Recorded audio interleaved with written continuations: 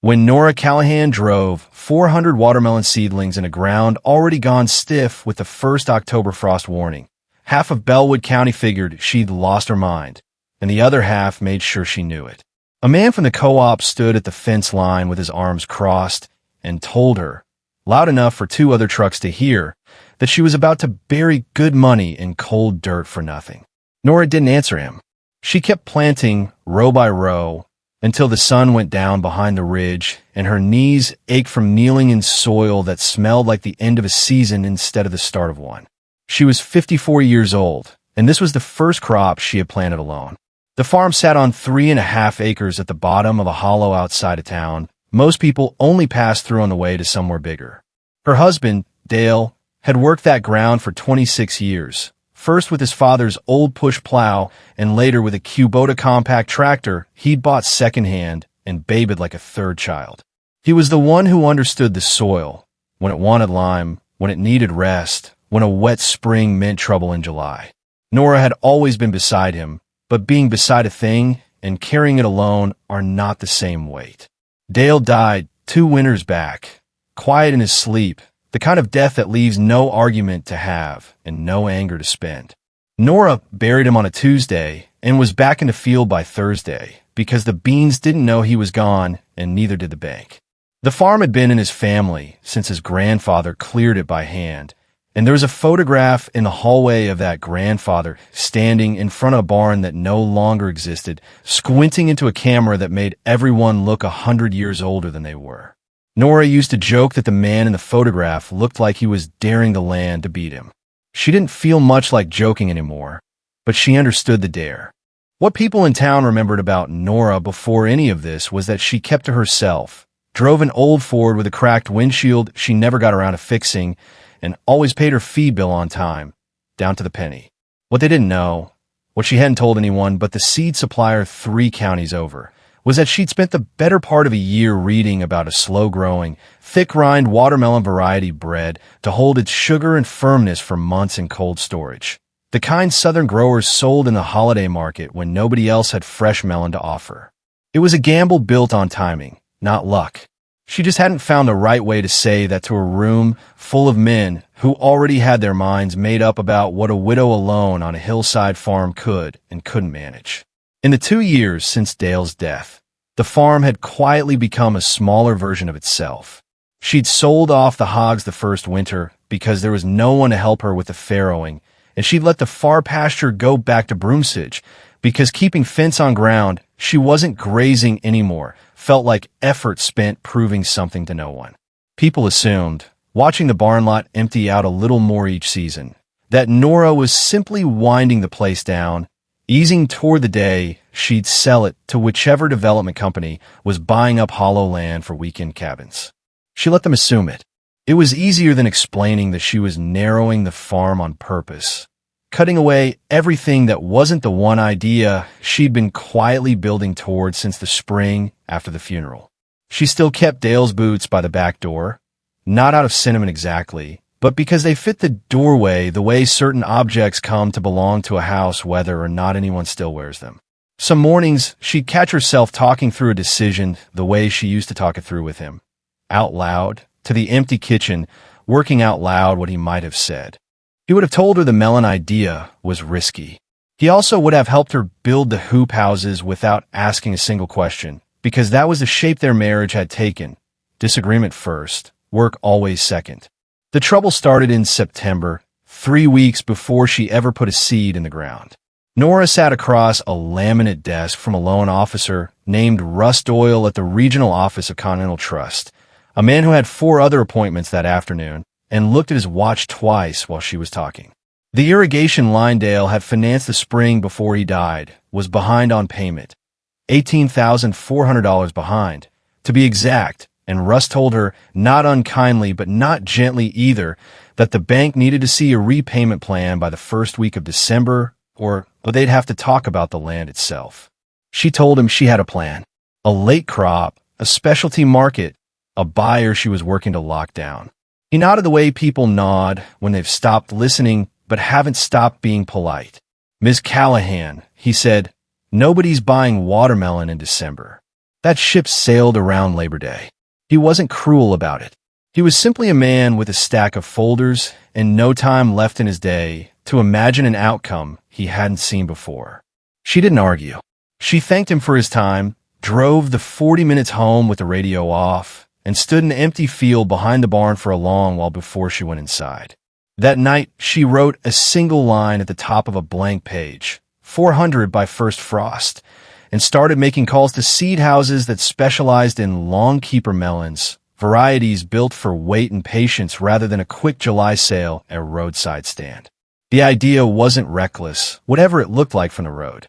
She had read enough grower newsletters over the winter to know that most watermelon operations wound down completely by September, chasing the same narrow summer window everyone else chased, flooding the same roadside stands with the same fruit at the same time until prices dropped low enough to barely cover the diesel it took to haul them to market. Nobody wanted to fight that crowd. Nobody, it seemed, wanted to try the empty end of the calendar either, and Nora had started to wonder if that emptiness was less a warning sign than an opportunity nobody had bothered to test. Her daughter, Beth, who lived 2 hours away and called every Sunday out of habit more than need, wasn't cruel about it either, but she wasn't encouraging. "Mom, you're not 25 anymore. You don't have to prove the farm can run without Dad." Nora had let that sit on the phone line a moment before answering, evenly, that she wasn't trying to prove the farm could run without him. She was trying to prove it could still run at all. Her neighbor, Earl Whitfield, farmed the property next door and had known Dale since grade school. He wasn't a mean man, just a busy one, the kind who'd farmed the same 3 crops his whole life and trusted that experience more than he trusted anyone else's arithmetic. When he saw her hauling in seedlings that October, he leaned over the fence and laughed. Not cruelly, just certain. "Frost'll take those before Halloween," he said. "You're wasting seed money you don't have." Nora only nodded and kept working. She had learned that arguing with certainty rarely moved it. She built her hoop houses herself, 6 of them, using bent conduit pipe and heavy-gauge poly sheeting she'd priced against 3 suppliers before settling on the cheapest one that wouldn't rip in wind. She strung a thermometer with a remote sensor at the far end of the 3rd row, the coldest low point of the field, and every morning before sunrise she walked out with her phone and photographed the reading, a small, quiet ritual that became the only record she trusted. Words could be argued with. A time-stamped photo of 24 degrees Fahrenheit on a Tuesday morning in November could not. She photographed the melons too, every few days, laying a tape measure beside the largest ones so the growth was there in the metadata whether anyone believed her or not. It wasn't paranoia, it was preparation. She had learned, in 26 years of watching Dale get talked over at feed store counters and grain elevators, that a woman working alone needed proof for things a man would have simply been trusted about. In the 2nd week of November, a hard frost warning came through, the kind meteorologists call unusual for the date. Nora spent the whole night moving row cover fabric from the south field to reinforce the hoop houses, hands numb, breath fogging under a headlamp, while inside the warm kitchen window across the hollow, Earl Whitfield's porch light stayed dark and still. She wasn't angry at him for sleeping. She simply noted, quietly, that the work of not losing something rarely looked like anything worth watching. By the 3rd week, 30 of the 400 plants had died back from cold stress despite her covers. An acceptable loss, she told herself, though the numbers still sat heavy in her chest each time she walked the rows and counted the gaps. The remaining melons, though, were doing something the seed catalog had promised, but she hadn't quite believed until she saw it herself. They were holding. Firm, sweet testing when she cut into a damaged one to check, and thickening their rinds the way a fruit does when it's settling in for a long wait rather than a quick death. She kept the phone photos organized in a folder she'd labeled plainly, proof. She kept the phone photos organized in a folder she'd labeled plainly, proof. Not for anyone in particular, not yet, just a habit she couldn't shake from years of watching Dale get questioned about yield numbers he knew cold, questioned in a way that always seemed to carry an extra weight when he wasn't the one answering. She photographed the thermometer at dawn. She photographed the rows at midday, when the covers were pulled back for airflow. She photographed the rind thickness against a folding ruler she kept clipped to her coat pocket. 3 inches, then closer to 4, the fruit doing exactly what the catalog description had promised in language she'd read so many times she could recite it. There were nights that 3rd and 4th week she didn't sleep more than 4 hours, watching the weather service updates on her phone, listening for the wind to shift the way it did before a real cold front rolled down off the ridge. Once, near midnight, she found a section of row cover that had torn loose in the wind and spent 40 minutes resecuring it by headlamp, her fingers so cold by the end that she couldn't feel the clips closing. She didn't call anyone for help. There wasn't anyone to call at that hour who wouldn't have told her, gently or otherwise, that this was exactly the kind of trouble a person invited by planting watermelons in October. She found, tucked behind a rafter in the barn, an old grain receipt of Dale's from 11 years back, a scrap of paper listing a buyer's name and a note in his handwriting. Ask about winter produce, said they pay premium. She hadn't gone looking for it. It had simply fallen out of a feed sack she was moving, and she sat on an overturned bucket and read it twice before folding it into her coat pocket, like something worth more than the paper it was written on. December came in colder than the almanac had predicted, and it came in a way that mattered far beyond Nora's 3.5 acres. A freeze rolled through the growing regions of South Florida that most of the country's winter produce came from, and at the same time, a trucking slowdown tied to fuel costs left regional distributors scrambling for anything local they could put on a shelf. Nora didn't know any of this when started. She only knew that a produce buyer from a regional grocery chain, the same buyer whose name was written on Dale's old receipt, a woman named Carol Finn who still ran the same route 11 years later, called the number on the flyer Nora had mailed out in October and asked, with an urgency Nora hadn't expected, how many melons she actually had. Russ Doyle called 2 days after that, not about the melons, but about the December 1st deadline, and Nora, standing in her kitchen with dirt still under her nails, told him she'd have the payment. He didn't sound convinced. He told her the bank would need to see it in writing, and that verbal promises didn't hold much weight with the loan committee. She said she understood, and she meant it. She had grown used to promises meaning less coming from her than from someone else. Carol Finn's call, when it came fully into focus a few days later, wasn't the tidy rescue it might have sounded like from the outside. She needed volume, and she needed it fast, and she wanted to know before committing whether Nora's fruit could hold up to 140 miles of trucking without splitting or softening. It was a fair question, and not one Nora could answer with a promise alone. She spent an afternoon packing sample melons in the same crates she'd used for the full order, driving them to a produce inspector 2 counties over who charged her $60 to run a firmness and sugar test, and she sat in the parking lot afterward reading the results twice before she let herself believe them. The fruit passed. It didn't just pass. It scored higher on sugar content than most of what the inspector said typically moved through that time of year.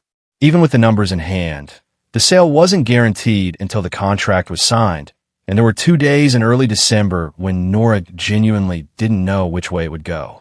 A competing supplier out of Tennessee had reportedly offered Finn's company a smaller volume at a lower price, and for one uncertain afternoon, Nora drove past the empty roadside stand where she'd once imagined selling these melons a crate at a time, and wondered if she'd built 6 hoop houses and lost sleep for 3 weeks over a deal that might still fall through on a phone call she wasn't part of.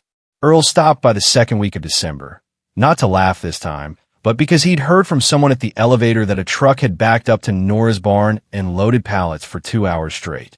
He stood at the fence again, same spot as October, and this time he didn't say anything at all. He just watched the truck pull out, watched Nora walk back toward the barn without looking his way, and after a while he got back in his own truck and drove home. Some silences carry more weight than any sentence could. The sale, when it settled, came to $20,750, 370 melons at a price nearly double what a summer harvest would have brought, because in the 3rd week of December, Nora Callahan's hoop houses held the only sizable watermelon crop within 140 miles. Russ Doyle had told her in September that no such market existed.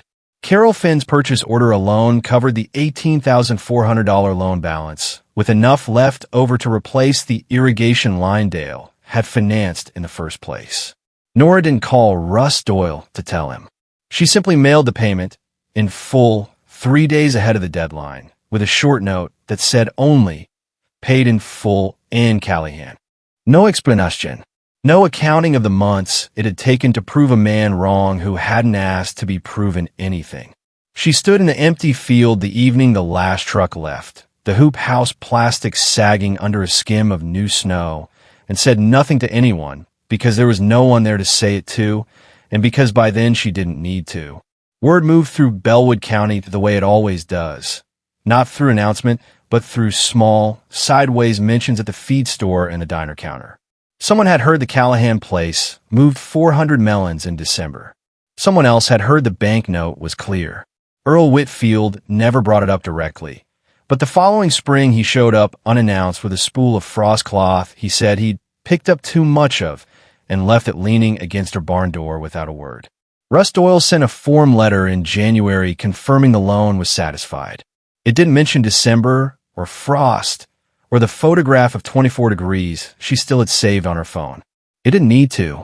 Some debts get settled in the paperwork, and some get settled somewhere the paperwork never reaches. By February, Nora had already ordered next year's seed, a smaller batch this time, timed with more care because she'd learned exactly how much cold the ground could hold before it held nothing at all. She didn't tell the story to anyone who asked. She let the melons that came up that spring do the talking, the way they always had. If you've ever watched someone bet everything on an idea nobody else believed in, and win it quietly, without a single word of vindication spoken out loud, hit subscribe. There are more stories like this one coming, the kind that never make it past the county line, but deserve to be told anyway. The barn at the Callahan place still has that old photograph hanging in the hallway, the one of Dale's grandfather squinting in front of the building that isn't there anymore. Nora added a second photograph beside it last spring, the hoop houses under snow, taken on the same phone that once measured 24 degrees before dawn. She never labeled it. She never explained it to visitors who asked.